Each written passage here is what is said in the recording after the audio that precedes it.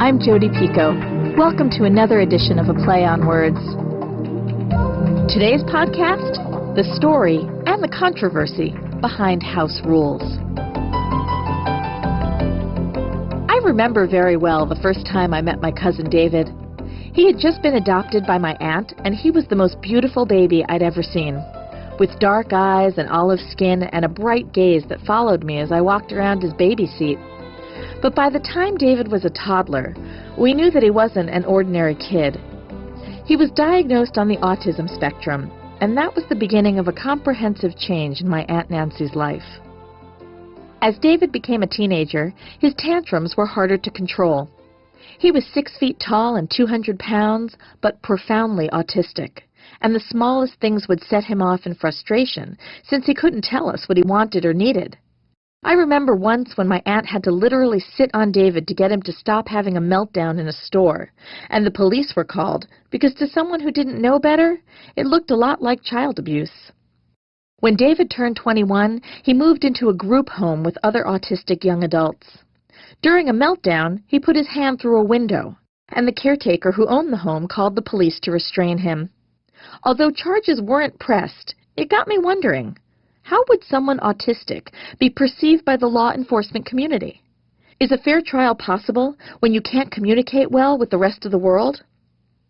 I decided that with the autism rate peaking now, 1 out of 100 kids is diagnosed on the spectrum, it was time to write a book that explored this very theme.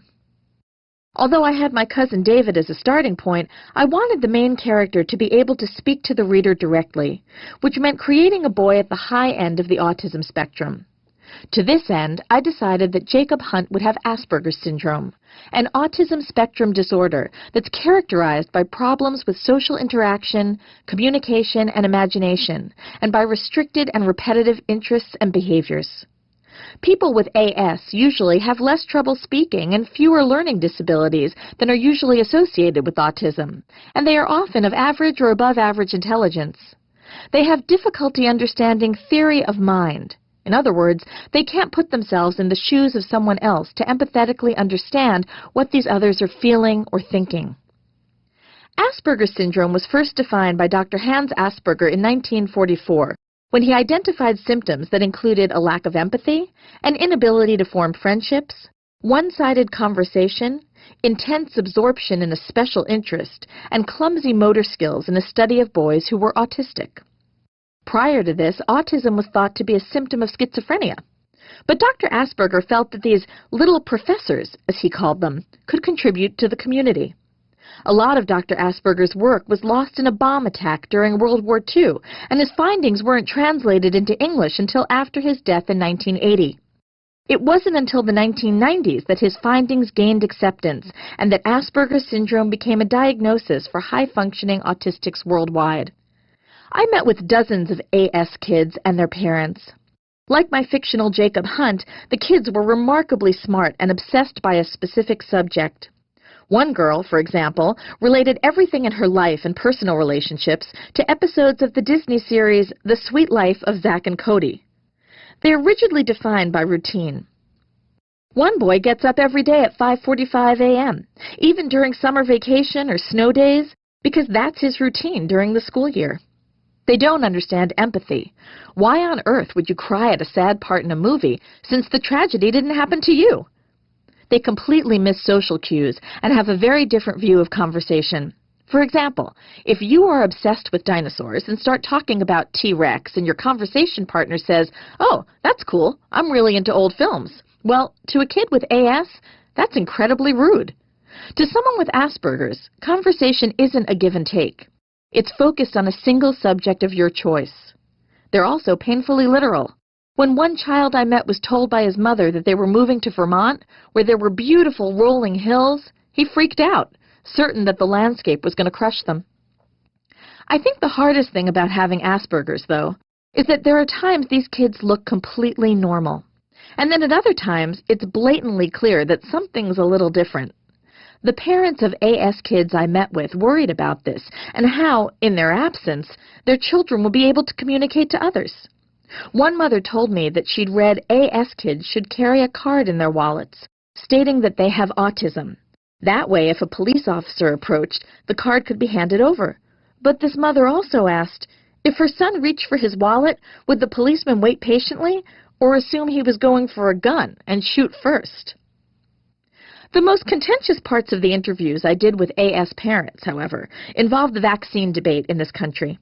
Right now, children receive 38 vaccines against 15 diseases before kindergarten. This is up from 11 shots against 8 diseases 15 years ago. In other countries with low mortality rates, 18 shots are the average. So what's the big deal? Some parents of kids on the autism spectrum believe that there is a link between vaccines and autism. Of the parents I met, about 50% believed in that link, and 50% did not. The government and the FDA insist vaccines are safe. According to the CDC, if every American child followed the recommended vaccine protocol, 33,000 lives would be saved, 14 million infections prevented, and $10 billion would be cut from healthcare costs annually. There has not been a single study conclusively proving a link between vaccines and autism, and 95% of all kids sail through their shots with no side effects. But a growing number of parents and doctors are asking questions about the safety of vaccines. The debate began with Dr. Andrew Wakefield, the first physician to publish an article in a mainstream medical journal that linked the MMR vaccine, inflammatory bowel disease, and autism. His research was subsequently invalidated. But in spite of this, some people point out that in the 1960s, the FDA and the government swore vaccines didn't cause side effects like seizures, autoimmune deficiencies, encephalitis, etc. Now that we know that they can, there are product inserts in every vaccination. The CDC itself admits that there are 30,000 adverse side effects reported each year from shots. Yet perhaps the most compelling reason to buy into this argument came from the parents I interviewed, who showed me home video of their children, perfectly normal toddlers, who, a day or two after receiving a battery of vaccines, were suddenly withdrawn and exhibiting repetitive autistic behaviors, banging their heads against tables or spinning the wheels of toy trucks over and over.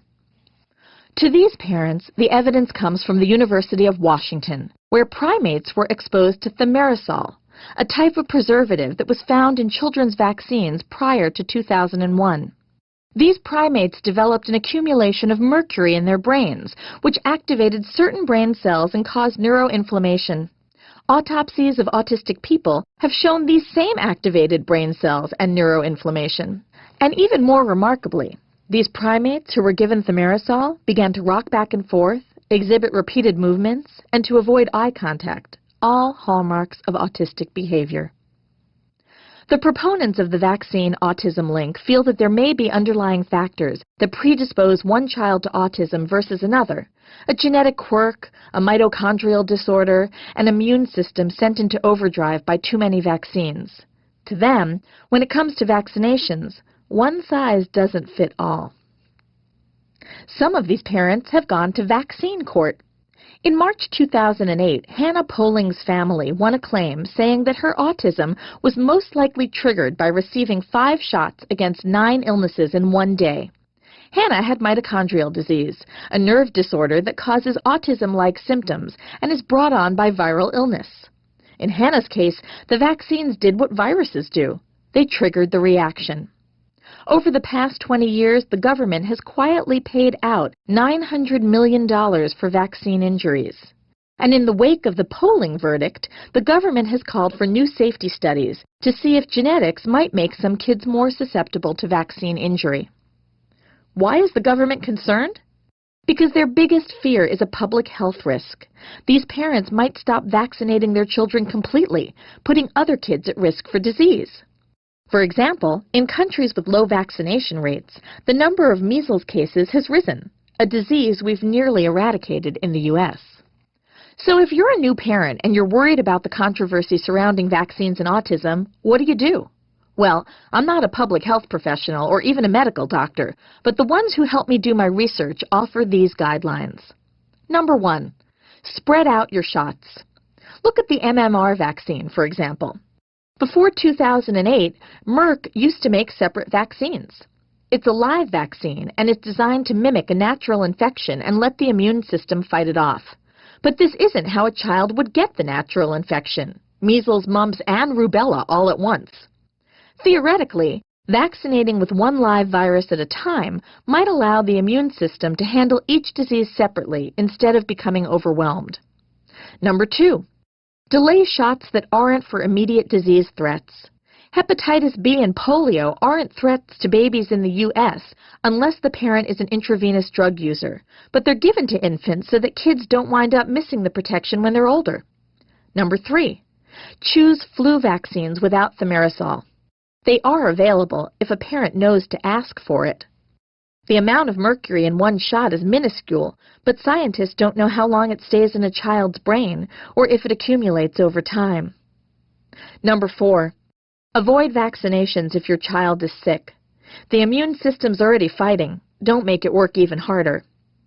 Number 5, be the expert. Do your research. Talk to your pediatrician about the risks and benefits of each vaccine. And finally, number 6, recognize that there's a way to be cautious without being radical. I personally would never endorse not vaccinating your children. I vaccinated all 3 of mine. But it's always better to be informed than to be uninformed.